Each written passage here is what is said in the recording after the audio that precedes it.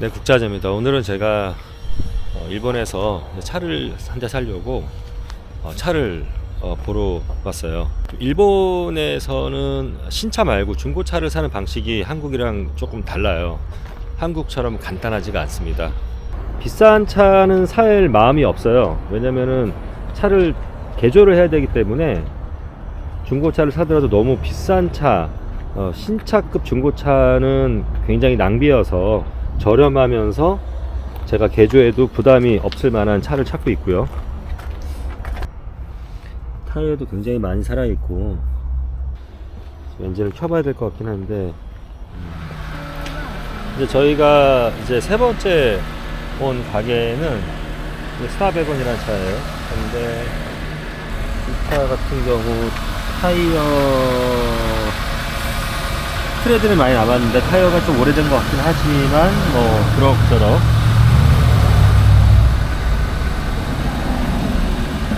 라이트가 산화가 많이 되네요.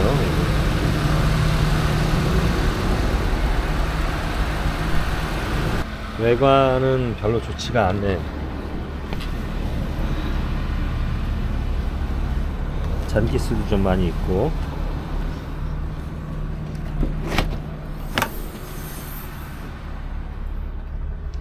내부는 그럭저럭 깔끔한 편이고. 네, 안녕하세요. 국자재입니다. 토크 영상으로 여러분들 오랜만에 뵙습니다. 여기는 제가 일본에서 거처하고 있는 집이고요. 일본 집이 너무 추워요, 한겨울에. 그래서 집 안이지만 이렇게 두꺼운 패딩 조끼를 집에서 입고 있을 정도로 집안이 굉장히 춥습니다. 일본 집들은 단열 같은 것들이 거의 안 돼 있다고 보시면 되고, 방음도 우리 한국 집들에 비하면 굉장히 안 돼 있다고 보시면 되거든요. 1, 2층으로 구성되어 있는 단독주택이고 나름대로 잘 지어진 집임에도 불구하고 겨울에는 좀 너무 춥습니다. 아주. 제가 오늘 집 얘기를 할 건 아니고 나중에 기회가 되면 집을 좀 보여드리면서 일본의 집 구조와 한국의 집 구조가 굉장히 다르고요. 그리고 사실은 한국에서 지어지는 이런 주택이라든지 아파트에 비해서 굉장히 엉성하게 지어져 있어요. 일본 집들이. 제가 나중에 영상으로 한번 소개를 하고 한국과 어떻게 다른지 한번 비교하는 영상을 또 만들어 보도록 하겠습니다. 오늘 여러분들과 하고 싶은 이야기는 굉장히 재밌는 내용입니다. 일본에 사시고 계신 분들은 아마도 극 공감할 이야기고, 일본에 살지 않고 몇 번 일본에 여행을 오셨거나 아무튼 일본 경험이 별로 없으신 분들은 일본이 설마 그래? 이렇게 의아해할 만한 정말 재미있는 내용이니까 영상이 좀 길더라도 끝까지 제 이야기 들어주시면 일본에 대해서 여러분들이 조금 더 이해하는데 아마 큰 도움이 될 거라고 생각합니다. 한국은 소비자가 왕이죠. 예, 고객이 왕이고 소비자가 갑입니다. 한국 소비자들은 굉장히 똑똑하죠. 그래서 자신의 그 소비자로서의 권리와 권익을 잘 찾아 먹습니다. 그리고 소비자들에게 어떠한 물건이든 그것이 서비스든 그런 것들을 제공하는 곳에서 합리적이지 않거나 상식적이지 않는 이제 그러한 서비스를 제공하면은 한국은 난리가 납니다. 요즘 또 특히 SNS가 굉장히 발전했기 때문에 이런 블로거라든지 유튜버 이런 분들이 또 영상에 올리거나 글을 써서 온라인상에 게재를 하게 되면 그런 몰상식한 업소나 이런 곳은 영업하기가 힘들 정도로 그렇게 되죠. 그런데 일본은 한국과 정반대예요. 일본은 소비자들이 호갱이고 그리고 바보입니다.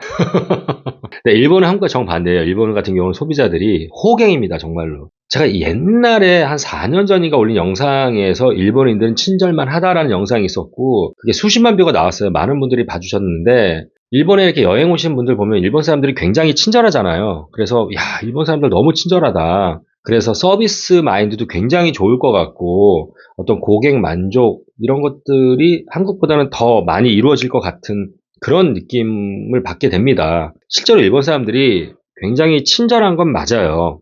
그런데 여러분들이 소비자 입장에서 고객 만족을 생각한다면 한국과 일본은 질적으로 너무나 다릅니다. 자, 제가 최근에 경험했던 경험담을 좀 들려드릴 텐데 이 경험담을 들으시면 국자재가 무슨 말을 하는지 여러분들이 금방 이해가 되실 거예요. 제가 일본에서 얼마 전에 차를 구매를 했습니다. 중고차를 구매를 했고요. 제가 일본에서 차를 구매한 건 이번이 세 번째예요. 모두 다 중고차였습니다. 일본 같은 경우도 신차를 구매하든 중고차를 구매하든 차를 구매하는 프로세스는 거의 한국과 유사합니다. 중고차를 예를 든다면 제가 중고차 샀으니까 여러분들 어떻게 하세요? 한국에서 일단은 웹사이트를 통해서 온라인상에 올라와 있는 중고차 매물들을 쭉 보게 되죠. 검색을 합니다. 그리고 그 검색된 것 중에서 마음에 드는 뭐 예산이라든지 내가 생각하고 있는 모델 그리고 연식 이런 것들을 다 따져서 몇 개의 차들을 찍고, 한국과 일본 다 동일한 거는 그 매물을 올려놓은 분들이 개인이 아닙니다. 대부분 다 중고차 딜러 상사들이 올려놨죠.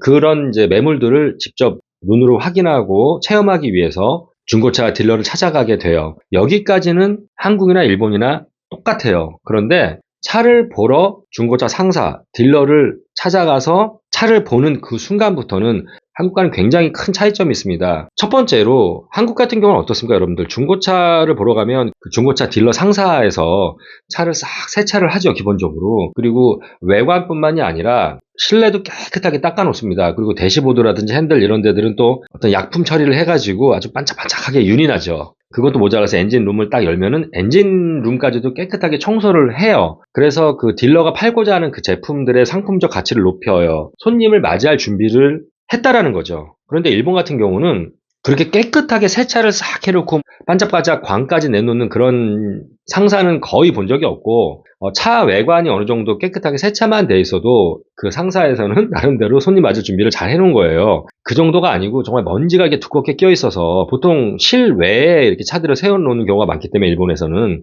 두껍게 먼지가 껴 있고, 뭐 엔진 본넷들이 열면은 뭐 너무너무나 지저분해요. 그리고 실내 같은 경우도 이게 실내 한번 좀 청소 좀 해놓지, 정말 청소를 한 건지 안 한 건지 모를 정도로. 자, 여기서 한국과 일본이 차이가 나죠. 일본의 그 중고차 상사들은 일단 거기서부터 손님 맞을 준비가 안 돼 있다는 느낌을 제가 받아요. 이거는 뭐 오키나와에서도 그랬고 여기 본토에서도 비슷한 느낌을 받아요. 자, 두 번째가 이제 딜러들의 태도인데, 한국 같은 경우는 딜러분들이 차를 한 대 팔기 위해서 엄청나게 공부를 많이 합니다. 차에 대한 상식도 굉장히 많고, 본인이 내놓은 매물뿐만이 아니라 손님이 어떠한 차종을 원하면, 그리고 그 모델을 원하면 다른 경쟁 브랜드의 동급 차종, 동급 모델들과 비교 분석도 해주고, 자동차를 구매하게 되면은 어떤 식으로 구매하는 것이 손님의 어떤 그 경제적 상황에 맞추어서 가장 부담이 적을까, 이런 컨설팅까지도 어느 정도 해줄 정도로 차에 대한 상식과 지식 플러스 금융 지식까지도 굉장히 있어요. 우리 대한민국의 중고차 딜러, 신차도 마찬가지고. 그런데 일본 같은 경우는 딜러들이 일단 한국 딜러들에 비하면 거의 바보 수준이다. 진짜예요. 차에 대해서 너무 몰라. 너무 모르고 오히려 일반인이 저보다 더 모릅니다. 자, 거기서부터 벌써 차이가 확 나죠. 제가 여기서 말하는 거는 뭐 딜러들의 양심 이런 걸 얘기하는 건 아닙니다. 한국도 과거에는 정말 양심이 없는 딜러분들이 굉장히 많았던 걸로 알고 있어요. 그래서 중고차 딜러들의 이미지가 되게 안 좋아졌지만, 요새는 굉장히 중고차 딜러분들도 아주 양심적으로 고객들을 많이 응대하고 자동차를 매매를 하죠. 자, 그래서 딜러들의 수준이 벌써 한국과 너무나 차이가 난다. 자, 이거는 비단 중고차뿐만이 아니에요. 여러분들이 일본 사시는 분들 아실 거예요. 예를 들어서 어떤 뭐 가전제품 코너를 가든 그 매장에서 손님을 직접 응대하면서 세일즈를 하는 그런 점원들이, 한국 같은 경우 예를 들어서 뭐 하이마트가 있다. 그러면 하이마트 직원이 본인들이 보유하고 있는 전자제품, 가전제품들, 뭐 컴퓨터 카메라, 특히 자기가 맡고 있는 그 담당하고 있는 그 코너에 대한 제품들은 거의 준 프로입니다. 정말 많은 지식들을 갖고 있어요. 그런데 일본에도 그런 하이마트 같은 전자제품을 파는 양판점들이 있는데, 거기도 제가 가서 점원들에게 어떤 질문이 있어서 물어보잖아요. 이 친구들이 이 정도로 준비를 안 하고 공부 안 하고 어떻게 매장 점원을 하지라는 생각이 들 정도로 한국의 그런 매장의 직원들과 비교하면 성의가 없다라는 거예요. 자, 그리고 이제 자동차를 고객이 이제 보잖아요, 중고차를. 새 차가 아니기 때문에 중고차 같은 경우는 많은 분들이 중고차를 구매하기 전에 어느 정도 그 차에 대한 나름대로의 또 소비자들이 똑똑하니까 공부를 하고 기본적으로 이런 걸 봐야 돼, 그런 상식들을 조금 가지고 가게 되긴 하는데, 이 중고차를 구매하는 고객분들이 자신들의 어떤 차에 대한 지식의 레벨의 정도에 따라서 이 차를 굉장히 꼼꼼하게 보실 수도 있잖아요.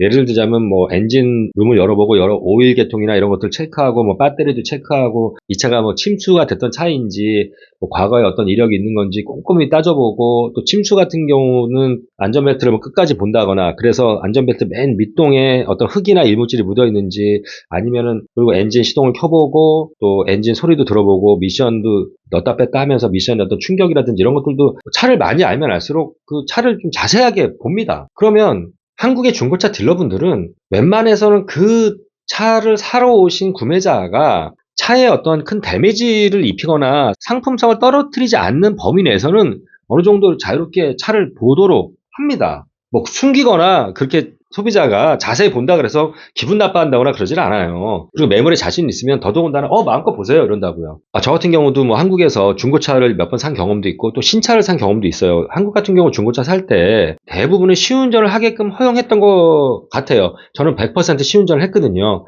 보험 문제도 있고 여러 가지 사고 문제가 애매한 게 있기 때문에 이 얘기를 하면 또 얘기가 길어지긴 하지만 어느 정도의 그 융통성을 가지고 실제로 중고차 매장 안에 단지 안에 정도는 이렇게 몇 바퀴 돌 수 있도록 해준단 말이에요. 자, 일본 같은 경우는 일단은 시승은 아예 말을 못 꺼냅니다.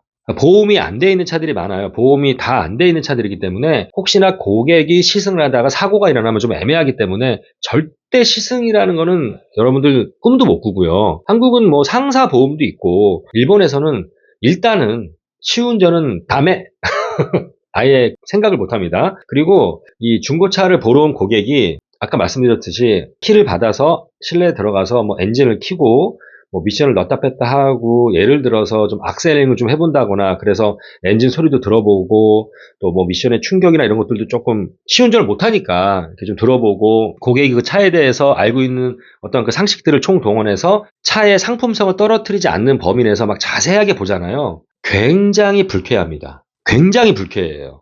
저는 깜짝 놀랐습니다. 제가 이번에 차를 구매하면서 여러 군데를 갔는데 보통 좀 차이는 있었지만 대부분의 딜러들이 그래요. 또 소비자가 딜러에게 뭐를 해보고 싶다. 그럼 엔진을 켜도 되겠습니까? 뭐 미션을 좀 조작을 해봐도 되겠습니까? 뭐 본넷들을 열어봐도 되겠습니까? 뭐 트렁크를 열어봐도 되겠습니까? 뭐 이런 걸 하나하나 다 물어봐야 된다 그러더라고요. 그게 예의라 그러더라고요. 키를 받아도 소비자가 막 열어보고 뭐 이렇게 좀 막 살펴보고 막 뭐 찍어서 이렇게 오일 게이지도 보고 막 이런 행동들을 물어보지 않고 하면 굉장히 불쾌한다고 하더라고요. 어찌됐건 그래서 저 같은 경우는 엔진을 시동을 켜고 좀 악셀링도 했어요. 뭐 빵빵 한 게 아니라 좀 붕붕 뭐 RPM 3에서 4 정도 왔다 갔다 하게 엑셀링도 해보고 또 기아를 당연한 거 아닙니까? 뭐 뒤에 넣었다가 아래에 넣었다가 또 N에 넣었다가 다시 뭐 파킹에 놨다가 이런 식으로 이제 기아도 좀 넣었다 뺐다 기아 변속 충격이 있는지 기아가 붙는 속도가 어느 정도인지 감을 느끼기 위해서 했단 말이에요. 그런데 그 중고차 딜러가 막 오더니 저한테 불평을 토론하는 거예요. 저희 아내한테도 그렇고. 왜냐면은, 오랫동안 세워둔 차인데, 이렇게 손님이 악셀링을 한다거나, 기아를 자꾸 뭐 D에서 R로, R에서 N으로, N에서 D로, 이렇게 왔다 갔다 하면, 차에 데미지가 갈 수 있다. 아니, 차를 팔자는 거야, 뭐야. 거기서도 굉장히 황당하고 불쾌했죠. 그래서 제가 어떻게 얘기를 했냐면, 시운전도 못하게 하고, 그럼 차를 눈으로만 보고 사느냐. 냄새 맡고 사느냐. 아니, 당연히 당신이 나한테 키를 줬으면 기아도 좀 넣었다 뺐다 해보고 그리고 또 엔진도 좀 켰다가 또 엑셀링도 해봤다가 뭐 이런 걸 해봐야 되는 거 아니냐. 그리고 그런 거 좀 했다 그래서 차에 데미지가 갈 차라면 당신은 그런 차들만 놓고 파느냐. 이제 이런 식으로 얘기를 하고 저희 아내는 또 막 저를 주의를 주길래 좀 아내한테도 사실 살짝 짜증을 냈어요. 내가 지금 하는 행동은 중고차를 사면서 기본의 행동인데 저 딜러가 굉장히 민감한 거다. 이런 얘기를 했었거든요. 어떤 딜러들은 뭐 사진도 못 찍게 하더라고요.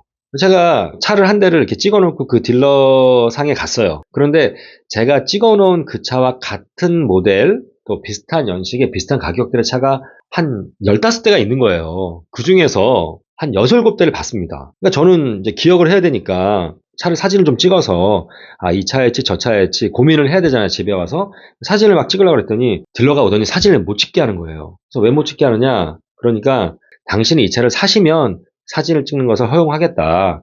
그러나 결정하기 전까지는 사진을 찍으시면 안 됩니다. 그래서 why? 왜? 라고 물어봤더니 당신이 이 차를 안 사시면 누군가 이 차를 사실 것이고 이 차의 오너가 될 텐데 당신이 찍은 사진을 가지고 이 차의 진짜 오너가 불이익을 당하는 어떤 그런 불미스러운 일이 있을 수도 있기 때문에 실제 이 차를 살 미래 고객을 보호하는 차원에서 사진을 찍으면 안 된다는 거예요. 제가 이 이야기를 일본에 오래 산 우리 한국 분들한테 했더니 그 정도는 아니라고도 하시는데 정말입니다. 그래서 제가 너무 황당했던, 벌써 거기서 저를 어떤 잠재적 범죄자 같은 느낌으로 대하는 거잖아요. 물론 그 딜러는 아주 친절하게, 굉장히 친절하게 저에게 그런 얘기를 했어요. 어찌됐건 차를 이제 구매를 합니다. 그러면은 이 차 사겠습니다라고 돈을 지급을 하잖아요. 그럼 여러분들 일본에서 중고차예요. 신차가 아닙니다. 뭐 반도체 대란으로 인해서 차를 뭐 예약해놓고 6개월, 1년 기다리는 이런 분위기가 아니라 중고차입니다. 중고차는 있는 거잖아요, 그대로. 그 중고차를 소비자가 손에 넣기까지 시간이 얼마나 걸릴 것 같습니까? 돈을 완납을 하고 3주에서 한 달이 걸립니다. 자, 그 이유가 있어요. 왜냐면 일단 일본 같은 경우는 경차를 제외한 일반 차들 같은 경우는 차고지 증명을 해야지만이, 그러니까 내가 이 차를 구매해서 될 차고가 있다라는 걸 증명해야지만이 차를 구매하실 수가 있습니다. 자, 그러면은 이제 어떻게 되냐면 과정이, 중고차 딜러한테 가서 내가 이 차 정했어. 자, 차값을 지불을 했어. 자, 이 차는 이제 어찌되건 내 차가 된 거야. 자, 그러면 뭘 해야 됩니까? 명의 변경을 해야 되잖아요. 명의 변경을 하려면 내가 이 차를 댈 수 있다라는 차고지 증명을 띄워야 되는데 그 과정이 대충 이렇습니다. 자, 차고지가 있어요. 내가 차고지의 오너일 경우도 있고 내가 차고지를 다른 사람으로부터 빌린 경우도 있을 수 있어요. 어찌됐건 그 오너가 인감을 찍은 아무개가 이 차고지를 빌려서 지금 사용권은 이 사람한테 있습니다라는 종이 한 장을 받아요. 그리고 그걸 들고 경찰서를 갑니다. 경찰서에 가서 차고지 신청서, 주인이나 본인이 차고지의 오너든 그 도장 찍은 그 종이 한 짝이 차고지 증명서가 아니고 이제 이걸 객관적으로 증명해야 되잖아요. 그래서 경찰서에 가서 그걸 들고 가서 서류를 쓰는 거예요. 내가 차고지 증명이 필요하다라고 해서 서류와 함께 그 차고지 실제로 인감이 찍힌 그 종이 한 짝을 제출을 하면 경찰이 다음 날이나 다다음 날 실제 그 차고지에 와서 인스펙션을 해요. 맞나 안 맞나? 그리고 맞다 그러면 경찰서에서 인정한 차고지 증명서를 발급받기까지 짧으면 3, 4일, 길면 일주일이 걸립니다. 그렇기 때문에 차고지 증명서를 받아서 딜러에게 전해주기까지 빠르면 일주일, 길면 열흘 정도가 소요가 되는 거예요. 자, 그러면 딜러가 그 차고지 증명서를 받아요. 받아서 명의 변경을 하게 되잖아요. 그 명의 변경을 하는데 또 한 2주에서 3주가 소요가 됩니다. 실제로 저는 명의 변경을 제가 직접 했어요. 차고지 증명서만 있으면 차량 등록소에 가면 바로 당일날 2-3시간 안에 할 수가 있습니다. 기다리는 시간이 길다 하더라도. 그런데 이 딜러가 바로 하는 게 아니라 딜러의 입장에서 하나하나 원 바이 원, 건 바이 건으로 소비자들에게 빨리 가서 차고지 증명을 빨리 해서 등록을 빨리 해서 명의 변경을 해서 빨리 갖다 주는 게 아니라 자신들의 입장에 가장 효율이 높은 타이밍 때 그걸 몰아서 가져간다거나 이런 거겠죠. 그때 하는 거예요. 그렇기 때문에 소비자는 차고지 증명서를 제출한 이후에도 약 2주에서 길면 3주 정도를 기다렸다가 차를 받습니다. 그러니까 여기서부터 벌써 이 소비자 만족도라는 개념 자체가 흐려지는 거죠. 굉장히. 여러분들 어떠한 고객이든 소비자든 내가 받고 싶은 서비스든 내가 받고 싶은 물건을 구매를 했어요.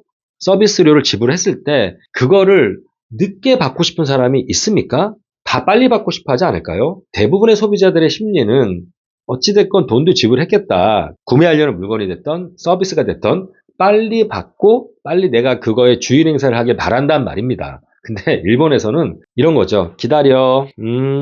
이 정도 시간이 걸려. 라는 거예요. 그러면 소비자들은 하이! 그러고 싹 기다리는 거예요. 아무런 불만을 제기하지 않습니다. 자, 그리고 또 하나 재밌는 게 뭐냐면 차의 값인데 중고차 온라인상에 봤을 때 예를 들어서 500만 원짜리 차다. 그래서 우리는 이 차가 500만 원짜리 차라고 생각을 한단 말이죠. 근데 자세히 보면은 그 500만 원 옆에 작은 글씨로 한국 돈으로 100에서 200만 원 정도가 써 있어요.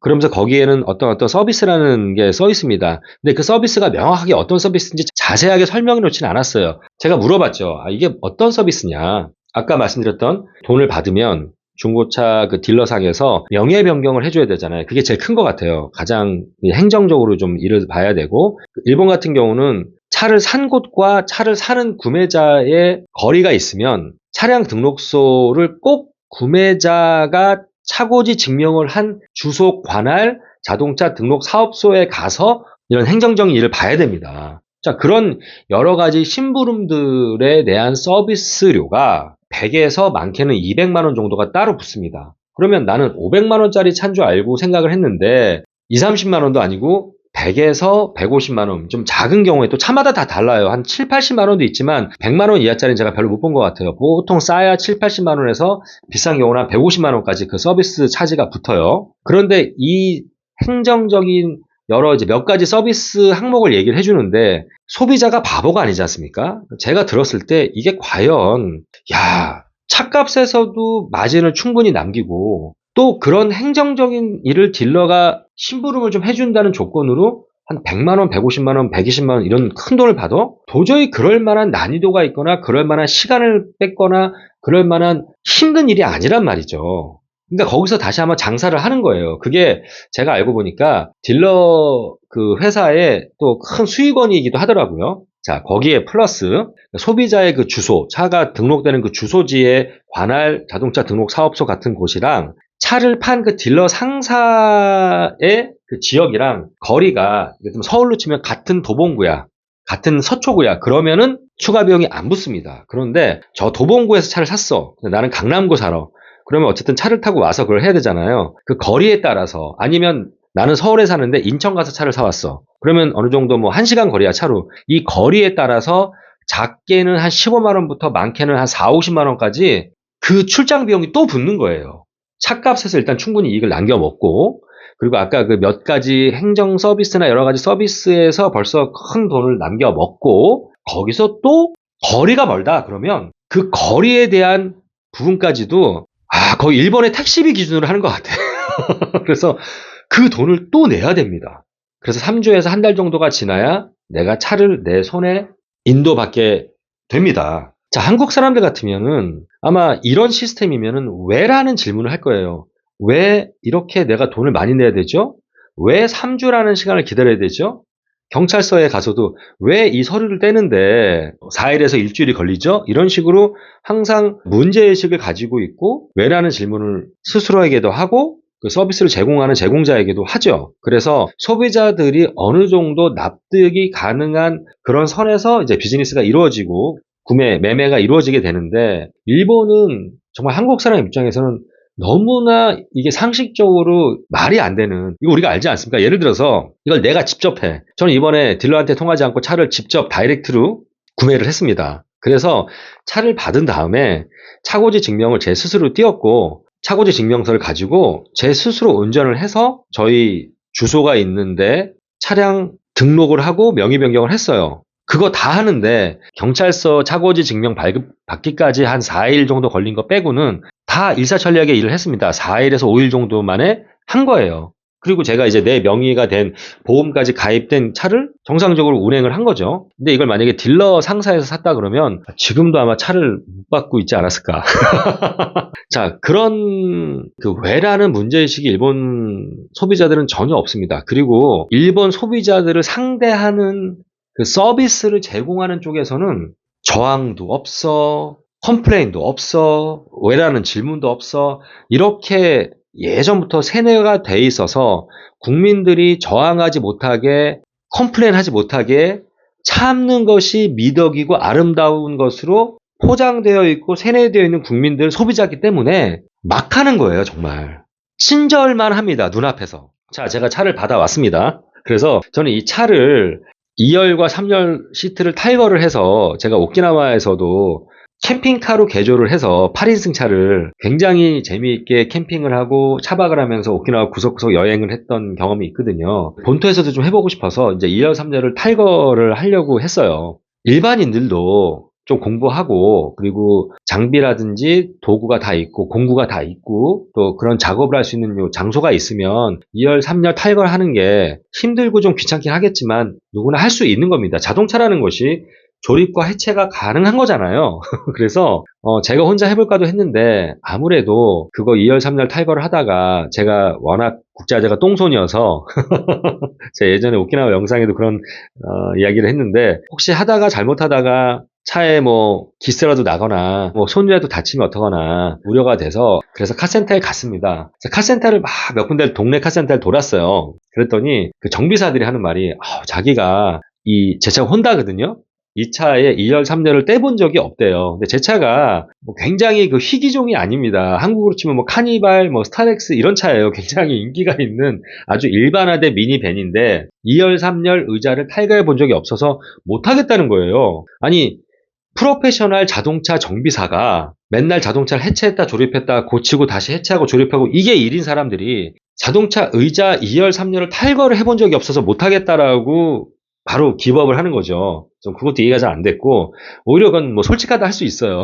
근데 한 군데서 탈거를 하겠다는 겁니다. 탈거 작업을 해주겠다는 것만으로도 굉장히 감사했어요. 그래서 신나가지고 부탁 좀 드리고 싶은데 가격이 어떻게 됩니까? 여러분들 2열, 3열 탈거하는데 가격이 얼마쯤 될 것 같아요? 한국 돈으로 거의 30만 원을 요구하는 거예요. 제가 깜짝 놀랐습니다. 아니 무슨 차를 고쳐서 부품을 사서 뭐 부품값에 뭐 공인비에 이런 것도 아니고 2열, 3열 탈거하는 건데 근데 30만 원을 요구를 해? 깜짝 놀랐습니다. 이거 한국 같은 경우는 제가 또 카센터 하시는 분들한테 욕먹을지 모르겠지만 정말 친한 정비를 많이 하고 돈을 좀 많이 쓴 정말 친한 고객 같은 경우는 정말 무료로도 떼줄 수 있는 돈을 받아도 제가 보기에는 아마 5만 원, 10만 원 이상 받을까요? 의자 탈거하는데? 근데 30만 원이라는 거액을 내야 되는 거예요.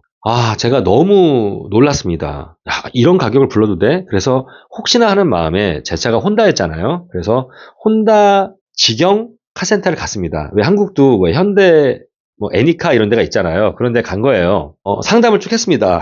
그러더니 거기서 하는 말은 이거는 자기 혼자 결정한 문제가 아니라 역시 큰 카센터이기 때문에 이 시스템이 딱 돼 있더라고요. 이거는 또 회사에 또 이야기를 해봐야 된다라는 얘기를 하는 거예요. 전화를 드리겠다. 그래서 다음날 전화가 왔는데 80만 원에서 100만 원 정도를 요구를 하는 거예요. 2열, 3열 탈거하는데. 이거 실화입니다, 여러분. 진짜로.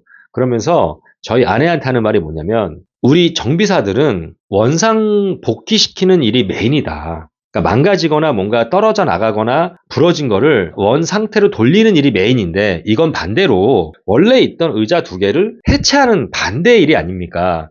그래서 이런 일은 우리가 정상적으로 하는 일이 아니기 때문에 프리미엄이 붙어서 많이 좀 비싼 겁니다. 라고 이야기를 하니까 저희 아내는 그렇습니까? 소우 데스까? 소다네.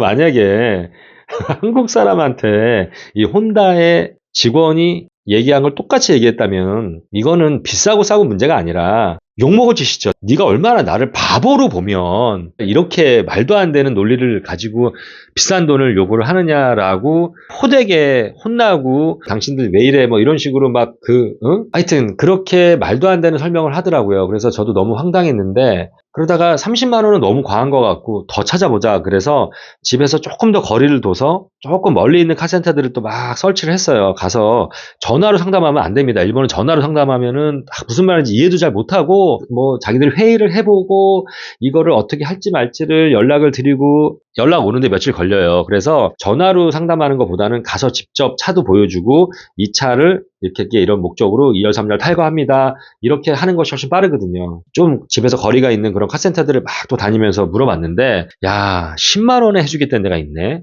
규모도 꽤 큰 데야. 한 1급 정비소쯤 되는 것 같아. 그래 10만 원도 한국 그 기준으로는 2열, 3열 의자 떼는데 상당히 비싸지만 여기 일본이니까 그래도 3분의 1 값이니까 얼마나 제가 고마웠겠어요. 그 회사가. 그래서 여기다 하겠습니다라고 맡겼습니다.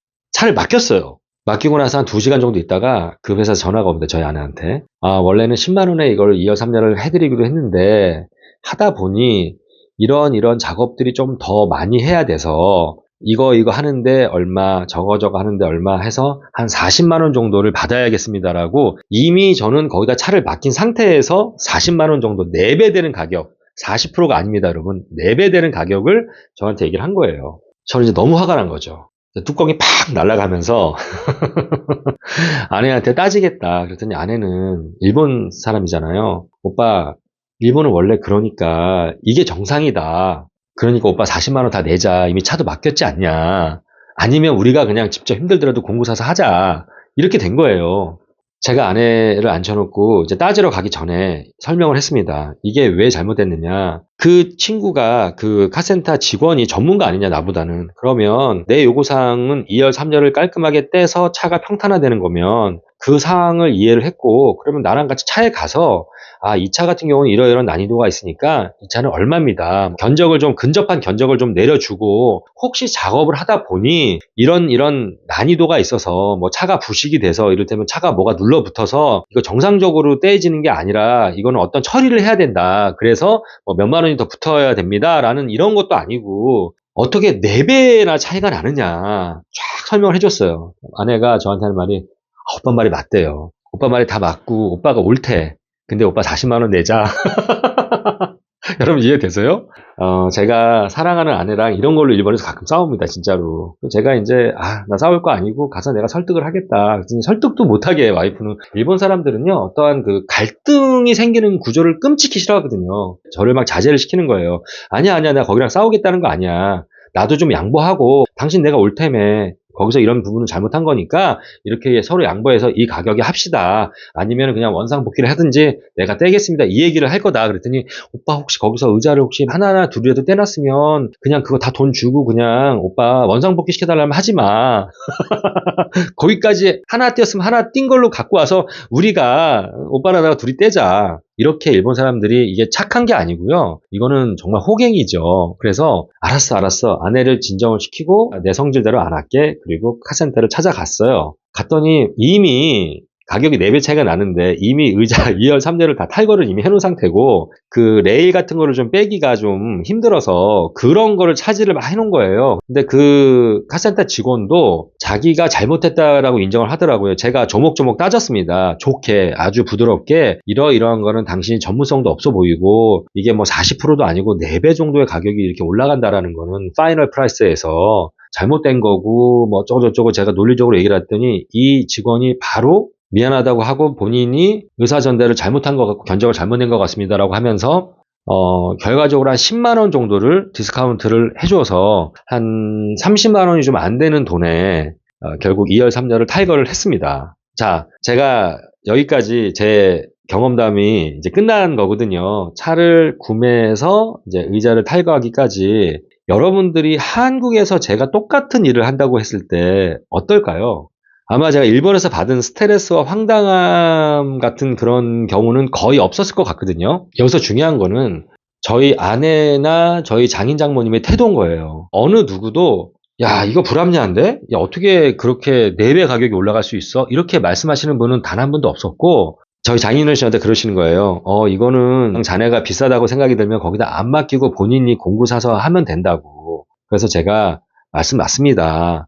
소비자 입장에서 공급자가 제시한 가격이 터무니없이 비싸면 안 사면 되고 안 하면 되지만 그 비싼 정도가 그러니까 어느 정도 비싸고 차이가 나야 이 집 비싸네라고 안 하지 소비자를 완전히 바보로 알거나 무시하지 않는다면 이런 딜은 대한민국에서 일어날 수가 없는 딜입니다 라고 제가 말씀을 드렸거든요. 그래서 제가 이 부분이 굉장히 불쾌합니다 라고 말씀을 드렸어요. 더 이상 말씀을 안 하시더라고요. 그러니까 저는 제가 느낀 게 뭐냐면 왜 일본 사람들이 이렇게 어떤 문제의식이 없고 저는 여기서 정말 이게 문제라고 생각하는 게 일본의 소비자들은 제가 일본 역사 얘기를 하면 또 얘기가 너무 길어지니까 어찌됐건 과거로부터 권력자에게 순종하고 토를 달거나 또 문제 제기를 하거나 저항을 하는 것에 대해서 굉장히 힘들게끔 그렇게 세뇌가 되어 있고 그렇게 살아왔던 일본 분들이기 때문에 그러다 보니 실제로 그런 상인들이라든지 서비스를 제공하거나 제품을 제공하는 쪽에서 친절은 하지만 말랑말랑한 그리고 전혀 컴플레인을 하지 못하는 이런 소비자들을 교묘하게 이용하는 거죠. 상술로. 그래서 제가 일본에 살면서 가끔 대단히 화가 날 때가 있어요. 솔직히. 일본에 사시는 분들은 아실 거예요. 어떤 역사적인 문제가 나오거나 어떤 일본 뉴스를 보거나 이럴 때도 한국인으로서 굉장히 화가 날 때도 있고 어쨌든 저도 일본에 살고 있기 때문에 원어브 됩니다. 그러니까 나 역시도 소비자의 입장이지 않습니까? 그래서 저 역시도 호갱이 돼야 된다. 그리고 내가 호갱이 안 되려면 하나하나 일일이 따지고 문제 제기를 하고 그것에 대해서 물어보고 또 그것에 대해서 내가 이해받기를 원하고 이런 태도들을 보여야 되는데 이런 태도들을 보이게 되면 서비스를 제공하는 쪽에서는 굉장히 당황하거나 불쾌하거나 또 그거를 바라보는 저희 가족들도 힘들어할 수 있다는 거죠. 카센터에서 따지러 갔을 때에도 가기 전까지만 해도 정말 씩씩거리고 야, 뭐 이런 데가 다 있어. 이거 거의 뭐 사기 수준이잖아. 이러고 갔다가 정말 부드럽게 그 카센터 직원이랑 저의 그 꾹꾹 올라오는 화를 억누러 가면서 아주 부드럽게 친절하게 그렇게 대했었고 자동차를 보면서도 굉장히 스트레스를 받는 거예요. 오히려 차를 사러 간 고객이 당당하게 차를 막 보는 것이 아니고 딜러에게 위축이 되는 거예요. 아, 이렇게 해도 되겠습니까? 오네가이시마스. 아, 소레데 이 데스까? 아레데 이 데스까? 막 이러면서 저는 지금 일본에서 이런 서비스를 받거나 이럴 때 굉장히 이런 부분에 대해서는 화가 난다. 그리고 저도 그 중에 한 명이 될 수밖에 없다라는 그런 어떤 현실이 일본 생활 장점도 있지만 굉장히 짜증나게 만드는 그러한 상황이다라는 말씀을 좀 드리고 싶고요. 진짜 일본이라는 나라가 막 친절하기 때문에 되게 그런 서비스 마인드가 잘 돼 있고 그래서 오히려 한국보다 더 그런 게 잘 돼 있지 않을까라고 생각하시는 분들이 있으세요. 여행을 왔다가 친절함에 반해서 절대 그렇지 않다. 일본의 서비스 마인드, 그 다음에 고객 우선, 고객 만족, 한국에 비하면 정말 네. 제 영상을 보시고 여러분들이 이제 일본에 저처럼 오셔서 이제 좀 나름대로 어떤 이유로 장기 체류를 하실 분들은 저는 그렇게 생각해요. 뭐 받아들일 건 받아들이고 혼자서 난리를 쳐봤자 일본을 바꿀 수는 없잖아요. 그렇지만 그럼에도 우리는 외국인이고 한국 사람이기 때문에 정말 여러분들이 억울하고 말도 안 되는 그런 상황에서는 여러분들이 어느 정도 따져주고 그것에 대해서 물어보고 왜 그런지에 대해서 정확히 이해하려는 그런 태도들을 갖는다면 싸우자는 게 아니라 그러면 일본 사람들도 그렇게 다가오는 소비자들을 막 무시하기는 좀 힘들 거라고 생각을 합니다. 그리고 일본 사람들이 또 단점 중에 하나가 사실은 약자 앞에서는 굉장히 강하고 강자 앞에서는 약하거든요. 일본은 좀 그런 게 있어요. 제가 봤을 때. 우리는 되도 않는 객기를 부리고 강자 앞에서도 있는 척하고 센 척하다가 오히려 큰 손해를 볼 수도 있지만 일본은 굉장히 그 부분에서 굉장히 비굴하다기보다는 굉장히 그 부분에서는 좀 현명한 것 같기도 해요. 내가 정말 우위를 갖고 있는 그런 상대 앞에서는 굉장히 강한 척을 하고 이거 내가 도저히 안 된다라는 내가 약하다. 제가 나보다 세다라는 그런 이미지를 받게 되면 굉장히 온순해지고 굉장히 협조적이 되는 경우도 있으니까 이 밸런스를 맞추는 게 굉장히 어려운 것 같아요. 일본 생활을 하면서. 아무튼 제 이야기가 재미있거나 공감이 됐거나 조금이라도 도움이 됐다. 구독과 좋아요 부탁드리겠습니다. 한국 소비자들 똑똑합니다. 감사합니다.